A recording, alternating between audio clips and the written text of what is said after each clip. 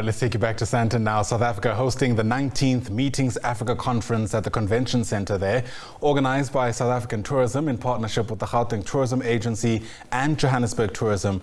This event spotlights the continent's diverse destinations under the theme Africa's Success Built on Quality Connections. Designed as a platform for business networking, knowledge sharing and cross-sector collaboration, this event is expected to strengthen Africa's position in the global meetings, initiatives, conferences and exhibitions industries. SABC News reporter Liabo Setho is part of our team there, and she joins us now live. And Liabo, it's just a melting pot of all of what Africa has to offer. Take us through what you've spotted so far.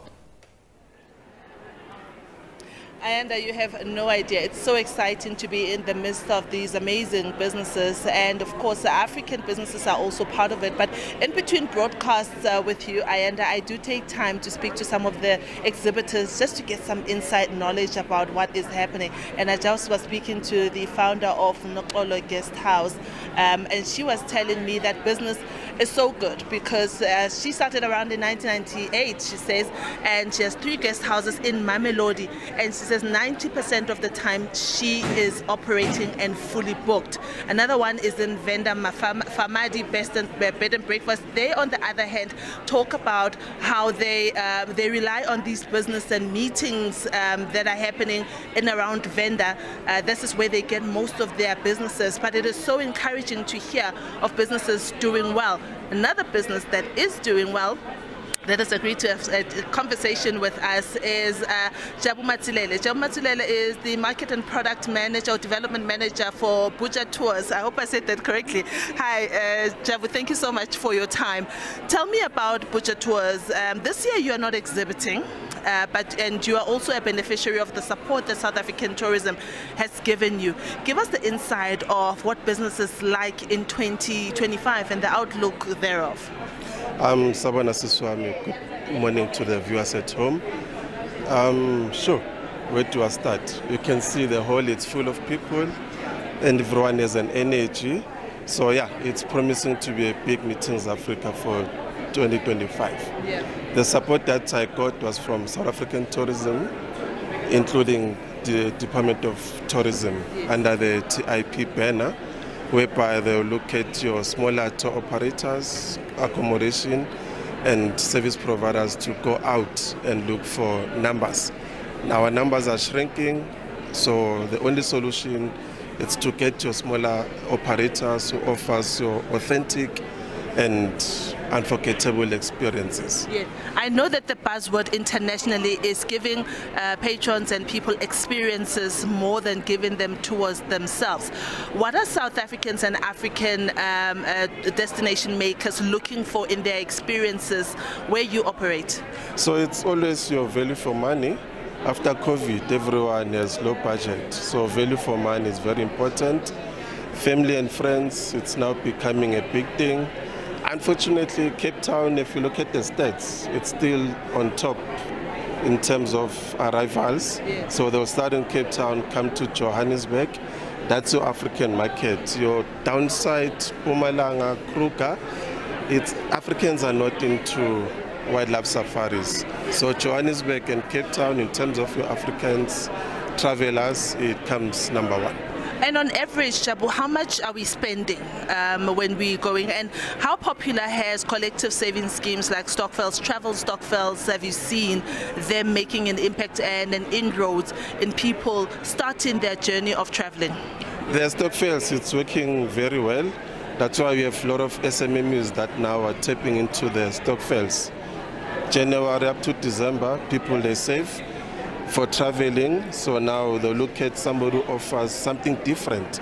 Then that's when now they'll come and buy to tour operators that fully understands the market. Yeah. Because the MICE industry, focuses a lot on meetings and events, to what extent do you see that boosting business at Buja Tours? It's boosting us, hence we've moved now. In fact, we didn't move, but we opened a department that focuses on MICE. So we are tapping into the MICE. We've seen a gap of your young and somebody who offers something different to the market. So platform like Meetings Africa gives us that exposure to to come and negotiate with suppliers. You know, tourism, it's all about relationships. So we are here to build those relationships. G20 is coming now. We have to now tap into G20 and see how we can survive. Yeah. What's your strategy, especially for G20? It's a year-long event. You know, there'll be meetings here and there. How are you spreading yourself? Unfortunately, there's no department that focuses on opportunities through G20. So at Buja, what we are trying to do now is to revamp our website, have some links of pre and post tours. After the meeting, people can bring their families, and then we take them to places of interest. So G20 is an opportunity, but everyone is saying it's an opportunity. But where's that opportunity? So you can't sit back and relax. You need to be out there. You market yourself through your tourism business council, your Black Business Council.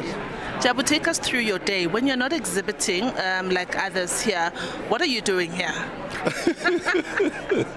So here, I'm walking around. I have my suppliers, so Radisson Blue. We have a good relationship with them, Southern Sun. So it's for us to come and say, hi guys, we are still in business after COVID. What's new, what's old? You know, a lot of people, they were retrenched. Others, they've resigned. So meeting you now, sales consultants. Thank you so much for your time. Thank you. And you've heard it from Jabu Matsilele from Buja Tours. And one thing that stood out for me is that while we're all hyping the G20, it's important that we don't let businesses or small businesses that are not so prominent not get the slice of the pie. What Jabu says is very important, that it is happening, but there is no dedicated department that says, with this G20, these are the opportunities that are available to you. In fact, what he says is that he has to rely on himself to revamp his website and do the legwork himself. This probably might be one of the drawbacks of having a big event and meeting such as G20, where sometimes there's some things that could fall through the cracks. And earlier on, as I was telling you about some of the businesses that I've been speaking to during the break, Sis Grace from Nokolo Guest House, she tells me that she actually has about 21 meetings in between her exhibiting and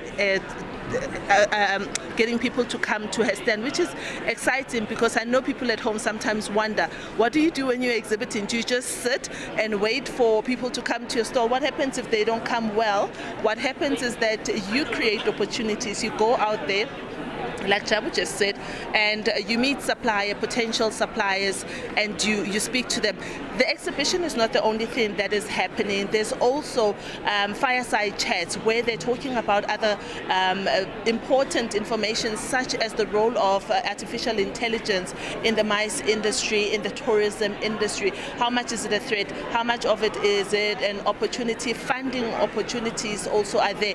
They're also talking about policy regulation and things that have to do. At 12, I must tell you that we're going to have a briefing with SA Tourism, where they're going to give us an update of that tour operator scheme that was launched and has recently been operational.